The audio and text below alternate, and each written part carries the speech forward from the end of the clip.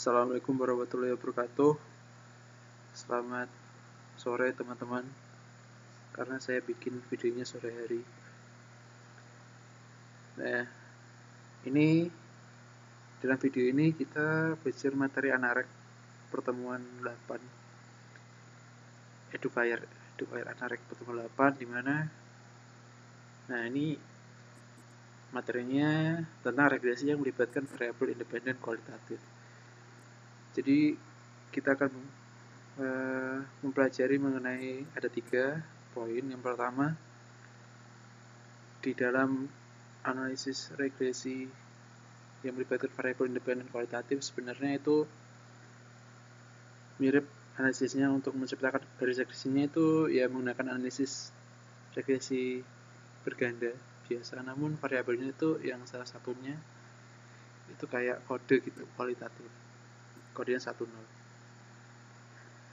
Nah, di antaranya kita akan belajar uji kesamaan garis regresi antara variabel kualitatif. Misalnya terdiri 2. Biasanya saya gunakan contohnya itu merek ban A dan B. Yang tercipta dari A dan B itu sama apa enggak garisnya. Terus yang kedua, menguji kesamaan kemiringan atau slope.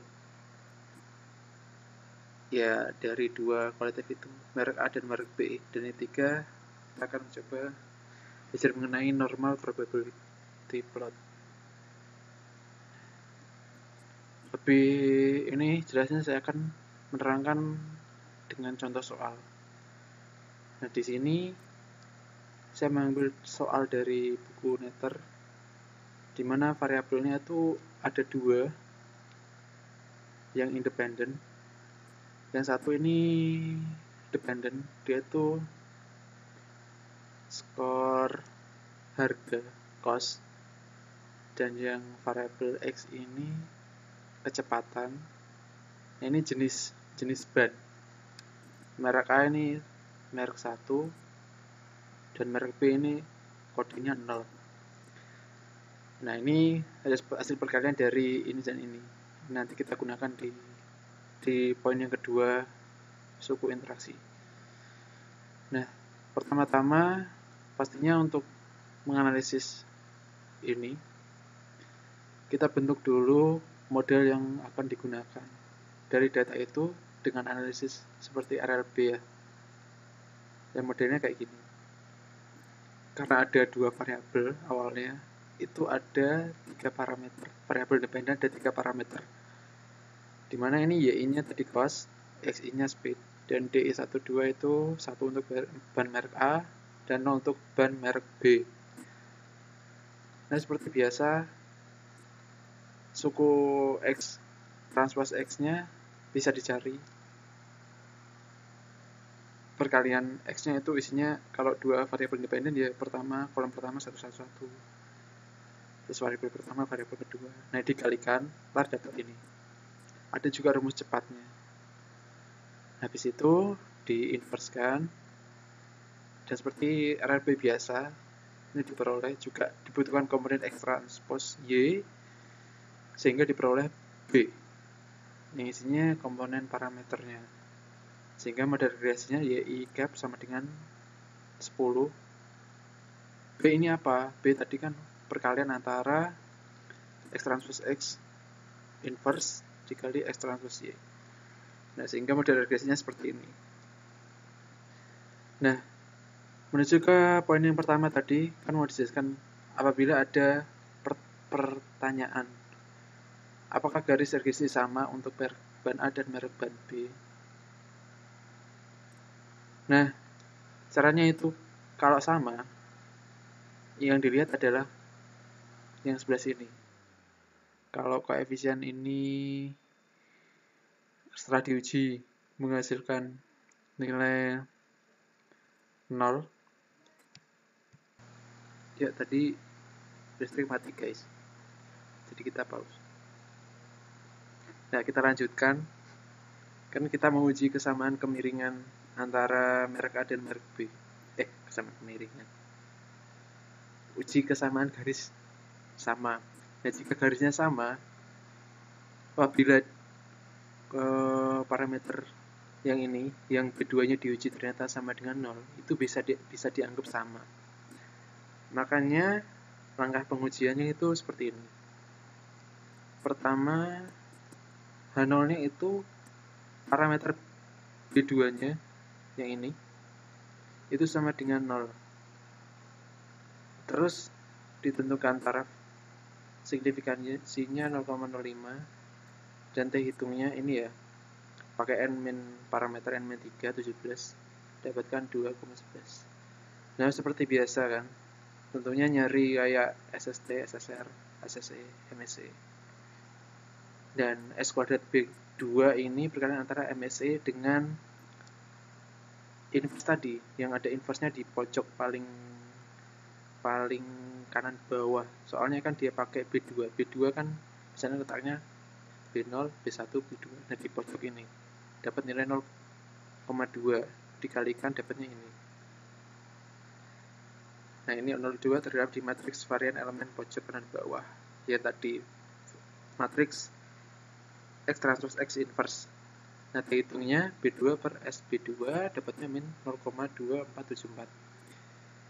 Nah, kesimpulannya bisa didapat kalau udah begini itu karena ini kurang dari T hitung, maka gagal tolak H0. Jadi dapat disimpulkan bahwa berbeda gitu, karena koefisien B2-nya bisa setelah diuji itu hasilnya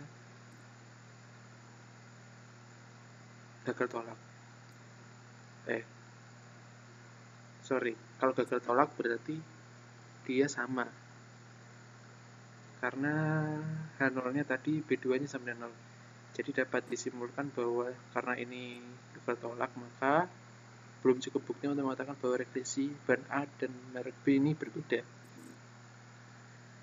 Nah, yang kedua biasanya kemarin itu diajarin ya, di kelas itu uji kesamaan slope atau kemiringan. Nah, kemiringan ini pengaruhnya, tangan saya miring gini, kan nggak kelihatan. Kemiringan kan jatuhnya ke koefisien ini kan. Nah, kita lihat di persamaan modelnya kan, kalau menganalisis slope kemiringan itu ditambahkan faktor interaksi. Faktor interaksi itu tambah satu kolom lagi tadi yang variabel XI dikali DI. Nah, DI ini kan ini 1 sama 0. Nah, kalau misalnya isinya 1, kalau ininya B3-nya dianggap 0, ya sama aja. Miringnya jadi kayak yang depannya gitu. Gitu sih. Nah, sebelumnya yang ini kan B2 itu ngaruhnya ke B0. Nah, B3 ini ngaruhnya ke B1.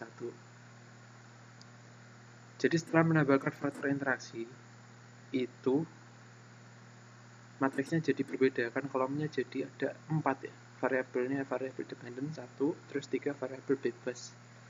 Sebenarnya dari 2, tapi ketambahan suku interaksi jadi 3 kolom. Jadi matriksnya jadi 4 kali 4. Dicari X transpose X inverse-nya bisa. Seperti itu. Nah, kayak penyelesaian RRB biasa didapatkan perkalian X transpose X inverse dikali X transpose Y itu dapat B. Jadi bisa dicari. Sehingga model regresinya gini. Nah, ini untuk menguji kesamaan slope itu tadi variabel B3 ya. Misalnya parameter B3-nya kan ini kan. Kalau ini misalnya dianggap 0, kan kemiringannya sama kan. Jadi ini nggak nambah. Pada saat ininya 1. Gitu. Taraf signifikansinya 0,05. Nilai kritisnya bisa dihitung. Nah, ini tadi bedanya cuma nambah. Jadi 4. Gitu parameter, karena ada parameter ada 4. Jadi T-nya jadi T16. 2.12. Biasa nyari ini. Yang beda tadi ini S kuadrat B4-nya ini tetap di paling pojok kanan bawah karena B4-nya. Karena parameternya ada 4. Dapatkan T hitungnya B4 per ini dapat. Dan akhirnya dapat disimpulkan bahwa ini tuh kurang dari ini, maka gagal tolak 0. Kalau gagal tolak 0 berarti B4-nya sama dengan 0. Belum cukup bukti untuk mengatakan bahwa slope-nya itu berbeda gitu.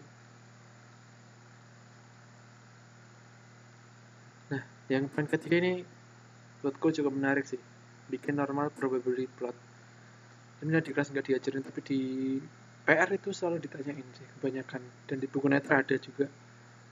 Pertama yang harus kita lakukan membuat tabelnya kayak gini, dimana di paling kiri ada I, yaitu urutan datanya, terus EI itu Y-min Y cap I, residualnya. Terus ini bikin kolom I min 0,375 per N plus 0,25. N-nya ini jadi sebenarnya 20. Terus nyari titik Z-nya. Nah, ini tuh menjadi peluang dari suku ke I, data I. Z-nya ini titiknya, jadi diinverskan dalam normal baku, dapatnya titik ini. Gitu. Terus, nah ekspektasi E ini MS-nya dikali Z. MS-nya tadi udah dicari ya. Nah, habis ini bisa diplotkan antara EI sama ekspektasi EI-nya. Nah, kalau hasilnya kayak gini, titik-titiknya mengikuti garis lurus, itu artinya residualnya berdistribusi normal. Gitu. Mantap.